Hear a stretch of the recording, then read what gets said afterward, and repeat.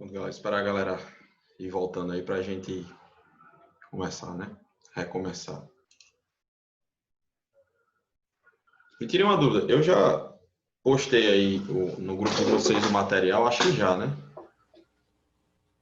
Esses slides de aula. Se eu não tiver postado, me digam aí. Eu creio que não, professor. Não? Ixi, então foi na outra LT que eu estou dando aula. Então eu confundi. Vou mandar agora lá, tá? Enquanto a galera entra aqui, eu vou mandar o material que eu uso lá. Eu lembro que o senhor mandou uma na primeira aula. Ah, não, eu mandei, tá aqui. Tô ficando doido, não. Eu mandei mesmo, tá? Já reenviaram aí. É porque é muita mensagem, aí às vezes o cara não... O senhor não mandou a atividade que disse que ia passar. Não, eu vou mandar hoje. Vou mandar hoje a atividade das duas atividades, né, para essa semana. A galera tá entrando aí. Deixa eu pedir uma coisa a vocês para a gente não perder muito tempo assim, ficar esperando a galera chegar. Assim que o link estiver disponível, né, no horário que a gente combinou, no horário da aula, 9 horas, já entrem na sala, já fiquem esperando eu entrar, porque eu dou 5 minutinhos aí para a galera entrar, para eu poder entrar, porque senão a gente perde esse tempinho aqui de aula. Aí pode ser que falte no fim, para a gente não ficar aí perdendo sim, toda a vida 2, 3 minutos de aula esperando a galera entrar. A grande maioria aqui já entrou de volta, vou compartilhar de novo a nossa apresentação.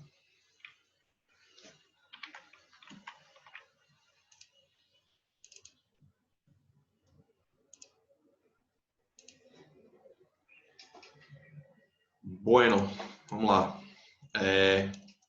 Então falamos aí da parte de legislação, né? O que diz a legislação. Agora eu vou falar de fato um pouquinho sobre como é que se dá a aplicação dessa legislação dentro aí das empresas, né? Como é que a gente da segurança do trabalho faz para aplicar aí essas medidas, essas leis dentro da empresa. E falar também sobre duas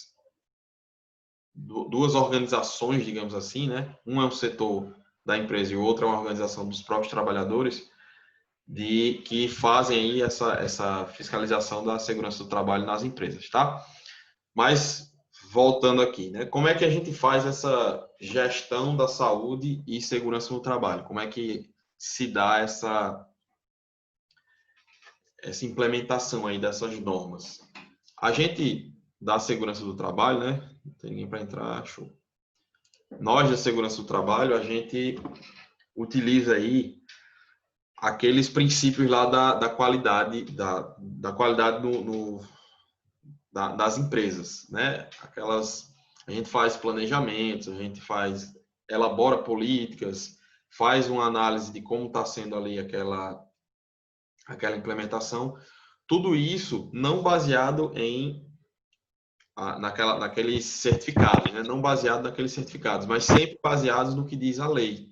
Então a gente já tem aí um balizador, digamos assim, já tem uma referência que é a nossa lei trabalhista, né? As nossas normas regulamentadoras. E o que a gente faz é pegar aquelas normas regulamentadoras e tentar aplicar da melhor forma possível. Então, essa gestão da saúde e segurança do trabalho, ela faz planejamento de atividades. Então, a gente precisa saber aí quais são os exames médicos, por exemplo, que os trabalhadores precisam fazer, a data que esses exames devem ocorrer, né?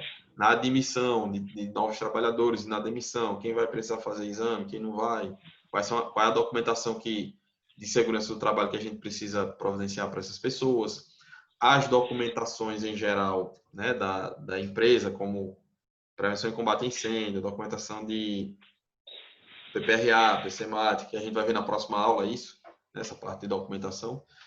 Enfim, a gente tenta aí fazer essa gestão norteada pelas normas regulamentadoras, né? Então, esse planejamento, essa política de saúde e segurança ocupacional, como a gente fala, né, que é a mesma coisa de saúde e segurança do trabalho, a gente tenta fazer sempre pegando como referência aquelas normas regulamentadoras, tá? E aí a gente faz todo um planejamento, né? Elabora as políticas de como é que vai ver quais são as normas que se aplicam, quais são as normas que a gente não precisa seguir ou pedaços de norma que a gente precisa, enfim, faz todo esse levantamento, define as políticas e começa a fazer a implementação a partir de um planejamento.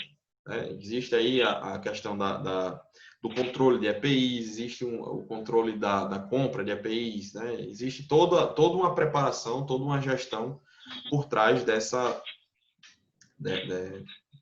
política aí de saúde e segurança do trabalho nas empresas.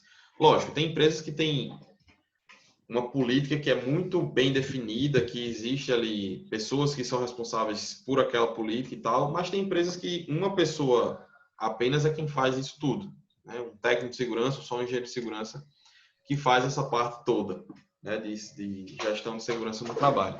Mas, de fato, em todas as empresas é necessário que exista aí essa pessoa, pelo menos, que faça essa aplicação, essa implementação no que diz respeito às normas regulamentadoras. Então, a gente faz verificação, a gente faz fiscalização, né, de como é que as coisas estão indo, se está todo mundo seguindo aí as diretrizes de segurança do trabalho, e a gente tenta fazer aí, na medida do possível, aquelas análises, né, se está tudo correndo bem, se não está tudo correndo bem, para ter uma melhoria contínua na aplicação dessas normas. Não é fácil, né? Como eu falei para vocês, a segurança do trabalho ela não é muito bem vista nas empresas, tanto pelos trabalhadores quanto pelos empregadores, né? Aqueles que não têm compromisso aí com a saúde. Mas a gente tenta fazer nosso trabalho, né, da melhor forma possível. E assim, a gente sempre costuma dizer que segurança do trabalho é uma coisa que ninguém liga até mexer no bolso. E a gente viu que existem multas, né? Existem aí até paralisações e interdições de locais de trabalho por conta do descumprimento aí das normas regulamentadoras. Então, nós precisamos aí ter essa consciência de que não seguir norma de segurança e saúde no trabalho é perder dinheiro. É correr o risco de levar uma multa pesada aí e ter os locais ou seus trabalhos interrompidos, né? Então, essa gestão é importante, não só do ponto de vista de segurança efetivamente, né, de segurança do trabalho efetivamente, mas é importante também do ponto de vista financeiro. Ninguém quer sofrer uma autuação, né, ou ter que pagar uma multa aí por conta de descumprimento de normas regulamentadoras. Acho que ninguém em sã consciência quer ter algum tipo de problema desse. Então, a gente precisa prestar atenção e, na medida do possível, né, que se a gente é empregado ou se a gente é empregador, tentar seguir essas normas aí, porque se todo mundo fizer a sua parte, com certeza absoluta, não vão ter problemas ou vão existir poucos problemas nessa parte de gestão de saúde e segurança do trabalho. Então, isso é o que é a mágica que a gente tenta fazer, mas é difícil, é bem difícil. Eu confesso a vocês que não é tão fácil. Eu trago aqui, antes de falar um pouquinho sobre SESMIT e CIPA, né, sobre o Serviço Especializado de Segurança e Medicina do Trabalho, Comissão Interna da Prevenção de Acidentes, são duas coisas que são importantíssimas nessa parte de gestão de segurança. Eu quero trazer para vocês aqui um estudo que foi feito que é norteador para quase todos as palestras de segurança do trabalho, e fala aí sobre essa questão do acidente do trabalho propriamente dito. O que é? É essa pirâmide de Bird aí, essa pirâmide que vocês estão vendo aí, esse triângulo que vocês estão vendo, que fala da relação entre incidentes, tá? Que são aqueles pequenos eventos que acontecem que você quase tem um acidente do trabalho, mas que não é um acidente do trabalho. Então, essa pirâmide de Bird ela faz essa relação entre esses incidentes e mortes, tá? E acidentes pesados, né? Ou acidentes que causam aí morte para o trabalhador. Primeiro eu vou falar para vocês como é que foi feito esse estudo, né? Esse era um professor do instituto lá dos Estados Unidos, do ILC, que é o International Loss Control Institute, que é um instituto mais voltado para seguros. Tá? Não é nem do governo, não, esse instituto. É um instituto mais voltado para seguros. Então, ele fez um estudo, Frank Bird, ele fez por isso que o nome é Pirâmide de Bird, ele fez um estudo aí que tentou relacionar esses incidentes, né, esses quase acidentes, com lesões que incapacitavam os trabalhadores. Por quê? Na década ali de 60, as indústrias dos Estados Unidos, esse estudo foi feito nos Estados Unidos, as indústrias dos Estados Unidos estavam tendo que pagar muitas indenizações, né, os seguros, né, estavam tendo que pagar muitas indenizações a trabalhadores que se acidentavam, né, e estavam tendo que pagar muitas indenizações a pessoas que morriam por acidentes ou que ficavam incapacitadas para trabalhar. Então vejam que a motivação nunca é a segurança do trabalhador, né? A motivação sempre é financeira. Mas não está errado, né? É o mundo que a gente vive assim, não está errado ter essa motivação. E se traz algum benefício para a galera, para o trabalhador, ótimo. Então, esse cara, ele pegou aí 1.753.498 acidentes durante um ano em 297 empresas dos Estados Unidos e fez uma relação aí entre o número de incidentes e o número de mortes ou lesões incapacitantes. E ele chegou a um dado que é muito importante para a gente, né? Como é que é essa relação? Tá? A cada 600 incidentes, a cada 600 pequenos, uma pessoa esbarra na outra, você escorrega, mas não cai ali no chão molhado, você deixa cair uma pilha de papéis, uma pilha de material que você está transportando. A cada 600 incidentes, a gente tem aí mais ou menos 30, né? Dentro desses 600 incidentes, a gente tem 30 danos à propriedade. Ou seja, em 600 incidentes, eu tenho 30 deles que eu tenho aí, eu quebro alguma máquina, eu perco o material, ou eu fico incapacitado ali por um tempo razoável, né? Umas 2 horas, fico com a dor no braço ali que não me deixa trabalhar bem. Então, a cada 600 desses incidentes que a gente nem liga, né? Aqui no Brasil, a gente está na empresa, bate numa mesa, né? Fica roxo aqui, mas a gente nem liga, porque um incidente é uma coisa pequena, a gente não tem tanta preocupação. Mas a cada 600 incidentes desses, a gente tem 30 com danos à propriedade. Então, a gente já tem aí um certo prejuízo, né? Uma certa preocupação, porque gera perda de material, né? Eu bato um carro, por exemplo, né? Eu tenho algum prejuízo material que traz aí, no final das contas, se a gente for somando todos esses danos aí à propriedade, né? Traz uma descompensação financeira, né? Traz um prejuízo até razoável para as empresas, tá? E ele chegou à conclusão também que desses 600 incidentes, né? A cada 30 danos à propriedade, 10 desses acidentes aí que trazem danos à propriedade geram lesões leves com um afastamento de até 15 dias para os trabalhadores, tá? Então, a cada 600 desses pequenos incidentes que acontecem dia a dia nos nossos locais de trabalho, 10 deles trazem aí acidentes com afastamentos, né? Que ele chamou aí de lesões leves. São lesões consideradas leves, né? Mas com afastamento, onde o trabalhador vai ficar afastado do trabalho, vai ter a necessidade de ficar afastado do trabalho e, com isso, obviamente, a empresa vai perder aí em produtividade, né? Concorda comigo? O cara passa ali 2 dias sem trabalhar por causa de um acidente. Bateu o carro, quebrou, machucou ali o tornozelo, machucou a mão, ficou 2 dias sem poder trabalhar. Toda a cadeia de trabalho que depende desse cara vai ficar atrasada, né? Vou contar um exemplo agora para vocês.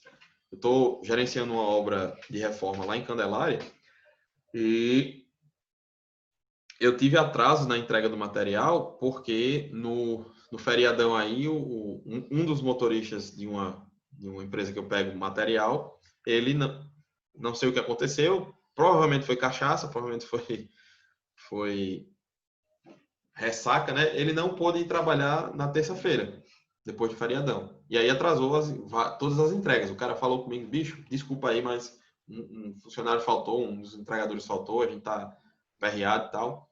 Então, esse afastamento, por qualquer que seja o motivo, ele traz prejuízos também financeiros, né? Ele não traz prejuízo somente para o camarada lá que está afastado. Ele traz prejuízos financeiros também para a própria empresa.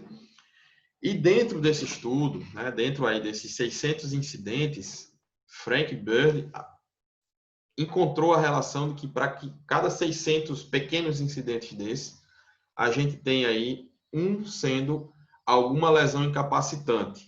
O que é lesão incapacitante? É uma lesão que não permita mais com que aquele trabalhador trabalhe com aquele trabalho, podendo ser inclusive morte. Tá? Então, essa relação aí foi estudada e foi reconfirmada várias vezes, que a cada 600 incidentes a gente pode ter um acidente com morte dentro das empresas. Vocês aí no ambiente de trabalho de vocês, vamos tentar imaginar quantas vezes por dia, né, você, por exemplo, esbarra numa pessoa, né, do trabalho, você não bate numa mesa, você vê acontecendo pessoas derrubando materiais, né, derrubam um copo, derrubam uma xícara. Quantas vezes por dia vocês não veem isso? Vocês acham aí que num mês a gente consegue aí atingir essa marca de 600 quase acidentes numa empresa aí de médio porte?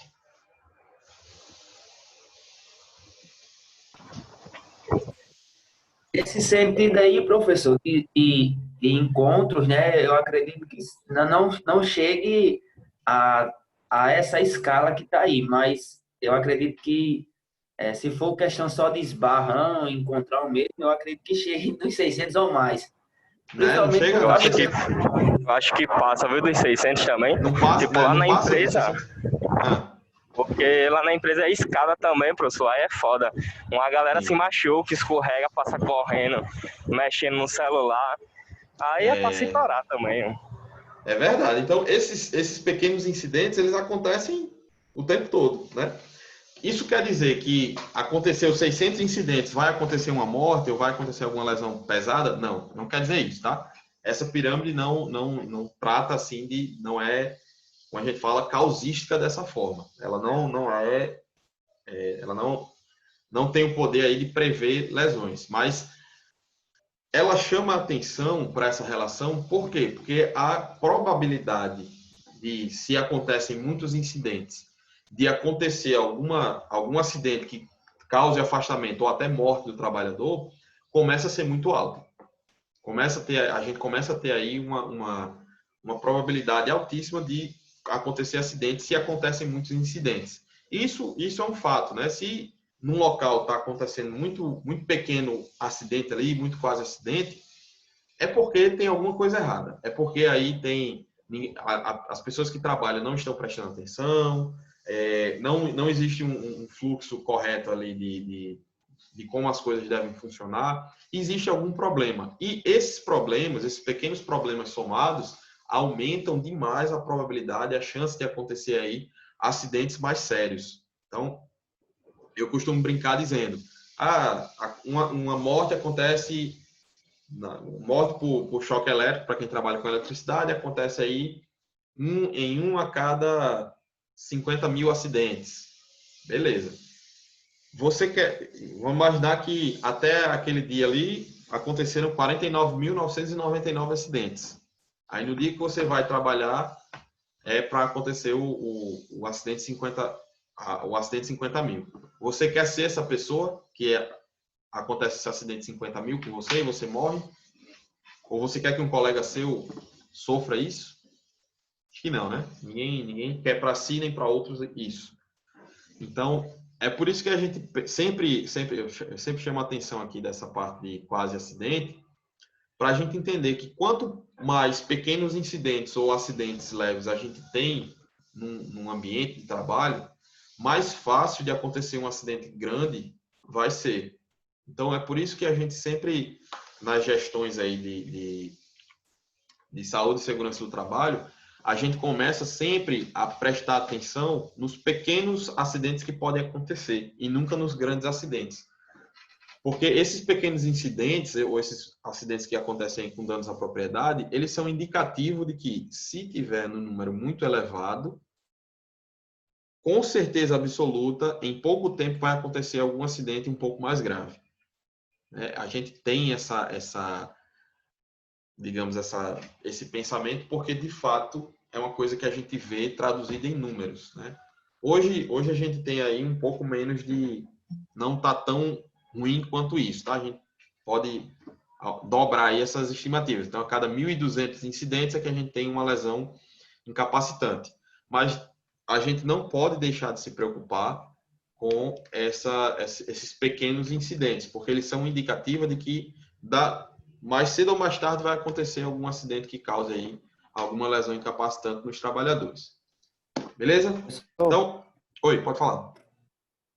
Só para compartilhar, lá na empresa, essa empresa que eu trabalho hoje, foi a empresa que mais eu tive que me adaptar à questão de segurança, né? Saúde e segurança do trabalho.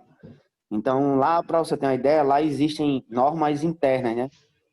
E a gente lá é chamado de regras que salvam vidas. Então, nós temos 12 regras que temos que nos adequar para permanecer na empresa, né? Que são chamadas de regras que salvam vidas. Você sabe essas regras? A gente se adaptou todas de cor, não, mas já você uma fala, boa então, parte. Você lembra. Já você fala as que você lembra. Pronto. A primeira regra coloca a segurança em primeiro lugar. Essa é a primeira. A segunda, como tem muito motorista, é não dirigir ou pilotar sob efeito de remédios que causam sonolência ou substâncias que não são, né? Drogas, essas coisas. Sim, Exatamente. É completamente proibido. Eu posso compartilhar com o senhor aqui, porque de cabeça, assim, é muita coisa, a gente já não recorda, mas eu posso compartilhar no grupo.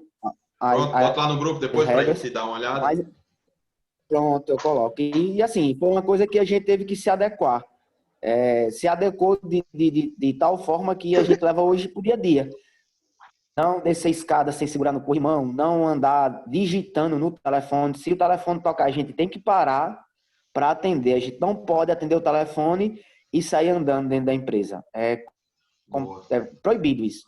O telefone tocou, atende o telefone. Depois que terminou a ligação, aí pode continuar andando. Não pode atender ligação caminhando no telefone. É proibido. Mesma coisa do trânsito, né? Exatamente. Não pode. Isso é uma das coisas também que está nas regras que estão envolvidas, é exatamente essa também. Não atender o telefone ao dirigir ou pilotar. Tem essas... Massa. Muito bom. Uma pergunta, Cristiano. Mas lá tá tendo vaga de emprego. Rapaz, se vocês... não, assim, nesse período de pandemia, eu acredito que não. Mas eu trabalho com cerveja. Eu sou representante de cerveja. Eu trabalho na Heineken. E eles sempre colocam no site deles lá, Heineken Brasil. Você acessa a parte de trabalho conosco e se inscrevam lá, que se eles chamam por lá. Fazer isso hoje. É boa. Até eu vou me inscrever também. Mas professor, é uma empresa muito, muito... Em relação à saúde e segurança do trabalho, a gente fala igual o meu supervisor lá fala, meu gerente, é fora da curva. Eu nunca trabalhei numa empresa onde eles pensassem primeiro na saúde do funcionário para depois pensar no ganho, no custo. Eles não fazem nada se aquilo ali for causar algum risco para mim, eles não permitem que a gente continue, né? Não pode. Muito massa. Não pode fazer porque ainda não tem a técnica de segurança não liberou. A gente vai fazer o estudo para saber se vale a pena ou não correr esse risco. E dependendo do que for, não ocorre. Não vale a pena, não faz, não é liberado. Não faz. Muito bom, muito bom. Sabe por que a empresa se preocupa com isso? Porque ela percebe, ela sabe que ela ganha mais pensando primeiro na segurança do que deixando as coisas acontecerem de qualquer jeito, né? As grandes empresas, as grandes indústrias, elas já têm esse tipo de mentalidade, que elas percebem que, se eu cuidar bem do meu funcionário, esse cara aqui vai trabalhar para mim satisfeito, ele vai trabalhar para mim levando o nome da empresa para frente, querendo produzir mais, e isso só traz ganhos para mim. tenho certeza que você trabalha desse jeito, não trabalha? Você trabalha, pô, a empresa é legal de trabalhar, eu me sinto bem, eu gosto, eu quero fazer mais pela empresa. Você não tem esse pensamento? Com certeza, todos lá, em relação à empresa em si, todos falam que quem trabalha lá diz que hoje a melhor empresa que a gente trabalha, que já trabalhou, é essa, né? Muito bom, Comparado muito às bom. outras que eu já passei, eu digo sem nenhum Sem medo de problema. errar. Sem medo de errar. De fato, essa é a melhor empresa que eu trabalhei, porque, como eu disse assim, ó, ela pensa primeiro na gente nela primeiro, né? A nossa saúde vem primeiro, como o senhor disse, é produtividade. Se eu me acidento, é prejuízo para ela, né? Vai ter que arranjar uma Isso, pessoa para me substituir. isso. Tudo, então, engloba tudo um texto para prejudicar eles. Então, a nossa saúde mental, a nossa saúde física, para eles são importantes. A gente lá tem um Massa. canal, a gente pode ligar se a gente está passando por problema financeiro, a gente pode ligar que tem uma pessoa para dar o suporte. Se a gente está passando por um Que problema massa, bicho. psicológico, seja no casamento, seja o que for, a gente pode ligar para ter uma pessoa para dar um suporte a gente, para exatamente não ocasionar o afastamento Do trabalhador, né? Exatamente. Pô, Ô que massa. Everton, Muito massa mesmo. Everton. Oi, pode falar, Nelson. Pois é, eu estou percebendo que a questão de segurança do trabalho é bem mais amplo do que aquilo que eu imaginava, então. Sem dúvida. Porque eu imaginava que era mais uma questão de cuidar da questão de acessibilidade, etc. Mas, pelo que o colega está dizendo aí, é bem mais amplo, né? Então, Sem dúvida. A segurança do trabalho engloba aí... É imprescindível, né? É imprescindível, de fato. Você falou uma coisa muito bacana agora. A segurança do trabalho é muito além do que aquilo que a gente imagina. Então, como o Cristiano falou, acho que foi o Cristiano que estava falando, né? Falou que a preocupação que a empresa tem com a saúde mental dos trabalhadores, isso tem super a ver com segurança do trabalho. Imagina que o cara tá brigando com a esposa direto, está a ponto de se separar, vai trabalhar com a cabeça em outro lugar, não presta atenção, a chance de acontecer um acidente com esse cara é muito grande. Ele está estressado, ele tá sem prestar atenção no que está fazendo as coisas no automático, então a chance de acontecer algum acidente com esse cara é gigante. Então, o que a empresa faz? A empresa consegue disponibilizar uma pessoa para que sirva de suporte psicológico para quem precisa. Isso só traz ganho para a empresa. Além do próprio funcionário, né, criar esse vínculo afetivo com a empresa, porque a empresa está estendendo a mão para ele no momento que ele está precisando, tem a questão do lado profissional também, que vai fazer com que o cara trabalhe um pouco mais aliviado. Né? O cara, obviamente, você não vai esquecer de vez o problema, mas você trabalha um pouco mais aliviado quando você tem essa disponibilidade da empresa para lhe ajudar. Então, isso é muito importante. A segurança do trabalho é muito importante nesse sentido de que vai permitir com que os trabalhadores desempenhem suas atividades da melhor forma possível. É o que eu sempre digo para as turmas que eu dou que é SMS, para as minhas turmas de segurança do trabalho. A nossa missão, a missão da segurança do trabalho é fazer com que o cara trabalhe bem, é fazer com que o cara trabalhe no seu máximo, né? Lógico, tem gente nó cego no mundo? Tem. Você dá a mão, o cara quer o braço, perna, peito, quer tudo. Mas, em geral, o trabalhador ele se sente mais motivado e trabalha melhor quando ele se sente num ambiente seguro. Né? E aí, esse exemplo aí que foi dado da Heineken, achei sensacional. Achei muito bom mesmo. Não Professor, conhecia. só para Pode falar, compartilhar Cristiano. um dos temas de janeiro, né? Para a gente lá foi o tema que quando eles liberaram o Conte Comigo, né? Então, o tema lá foi Janeiro Branco. Aí dizia assim o tema: o que você não resolve em sua mente, o corpo transforma em doença. Daí eles disponibilizaram um canal com várias coisas que a gente poderia estar entrando em contato. Já existia, mas eles tipo reforçaram, né? Agora em janeiro desse ano, para que a gente tivesse mais conhecimento e pudesse estar tendo acesso a ele mais fácil. A gente, na pandemia, a gente tinha um canal de segurança, onde o pessoal lá de saúde ligava para a gente para saber como é que estava, como é que a gente estava fisicamente, se tinha tido contato com alguém, se estava trabalhando em home, se alguém da família tinha ficado doente, se aquilo estava afetando a gente psicologicamente.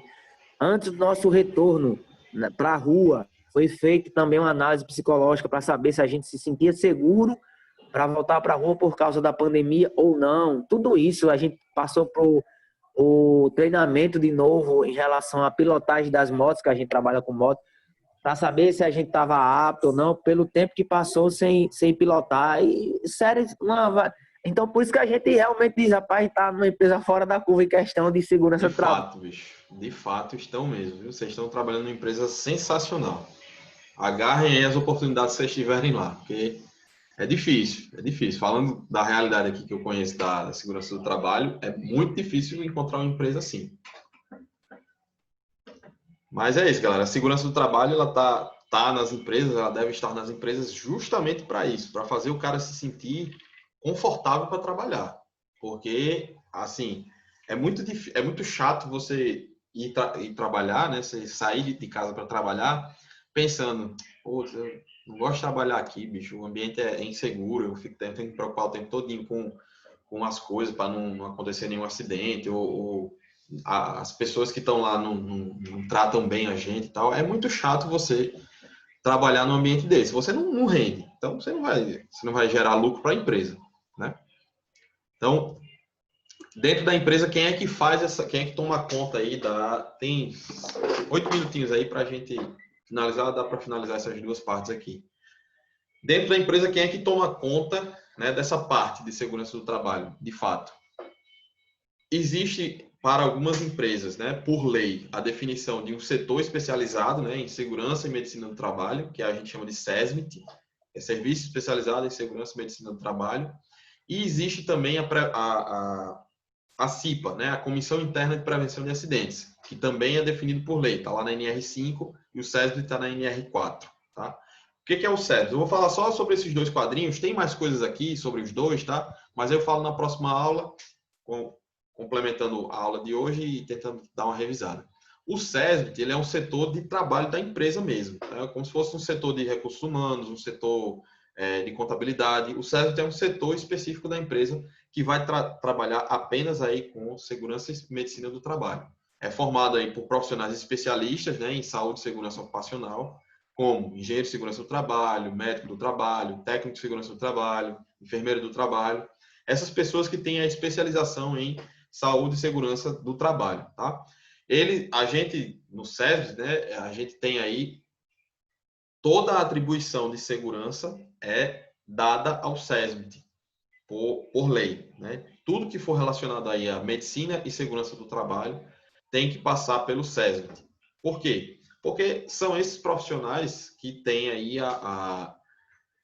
digamos, o know-how, né, o conhecimento específico para fazer as coisas da melhor forma, tá? Então, o SESMIT tem que ter pessoas contratadas de fato, né? Não pode ser terceirizado, tem que ter pessoas contratadas pela própria empresa. Então, quem conhece, quem trabalha em empresas maiores aí, que tem o engenheiro de segurança do trabalho, o técnico de segurança do trabalho, essas pessoas fazem parte aí do SESMIT, tá? Fazem parte desse setor de segurança e medicina do trabalho.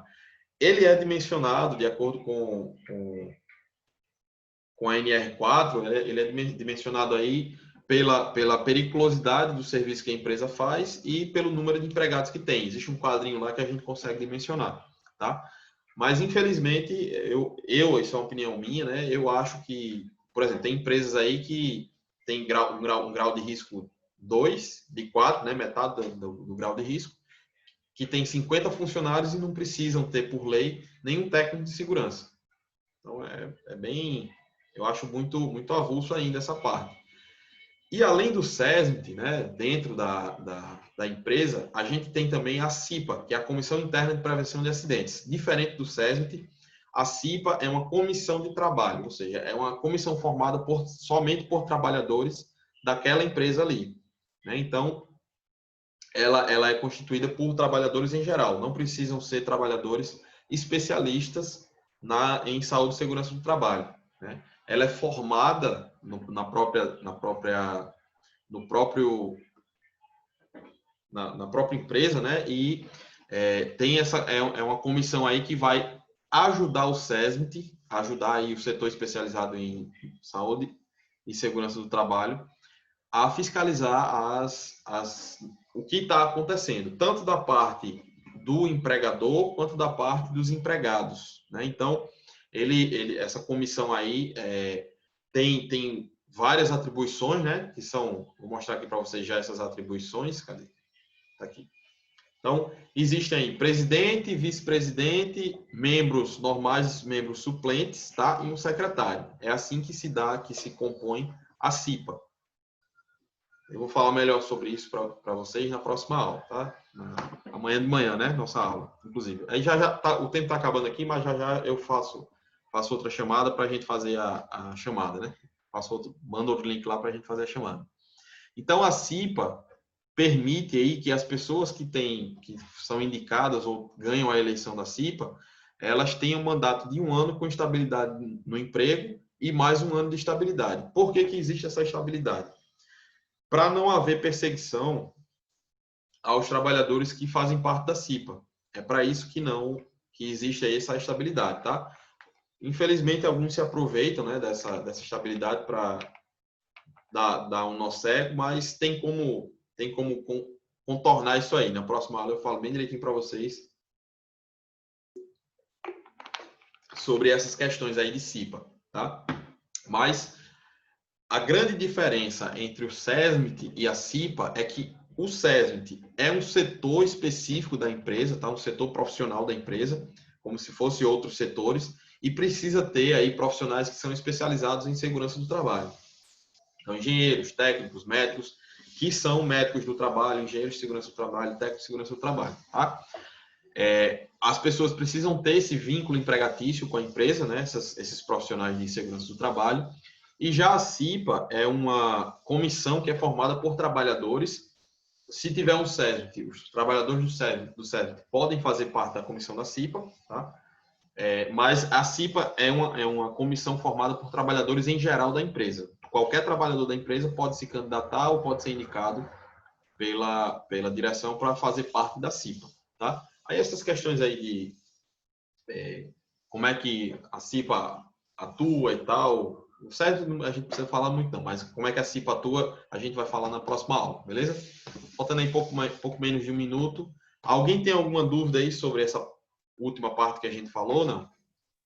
Se tiverem, podem perguntar. Se for uma coisa muito longa que eu vou me estender, eu peço para anotar a dúvida para a gente continuar na próxima aula. Alguém ficou com alguma dúvida aí? Tem alguma coisa a falar? Não, professor. Minha pergunta é a seguinte. Para ter o SESMIT, é preciso que a empresa tenha a partir de uma quantidade X de trabalhadores. Isso. E realmente é um quadro que onera. A gente vê que onera bastante a empresa, né? Não, mas assim, não quer dizer que a empresa tem um X número de funcionários, aí vai ter que ter engenheiro, médico, técnico de segurança, não. Existe um dimensionamento que começa com um técnico de segurança apenas, e aí em empresas maiores precisa ter um engenheiro de segurança, um técnico de segurança, um médico do trabalho. Vai depender do número de profissionais, né? Do tamanho da empresa. Não é que toda empresa tem que ter exatamente tudo isso, entendeu? Ok. Tirou sua dúvida aí? Everton, eu queria aproveitar, fora do que a gente está falando, mas eu não sei se eu teria outra oportunidade. É que eu não assisti a aula de ontem, aí eu recebi uma informação pelo grupo aqui que essa aula seria reposto amanhã. Isso, amanhã de manhã a gente vai ter aula. Tá faltando menos de 1 minuto, aí eu vou mandar o link lá para a gente entrar em outra chamada. Okay. Aí você fala isso, tá? Que a gente tira essas dúvidas. Beleza, Nelson? Tá quase caindo aqui a chamada. Aí a gente fala melhor sobre isso. Guarda sua dúvida aí que a gente volta já.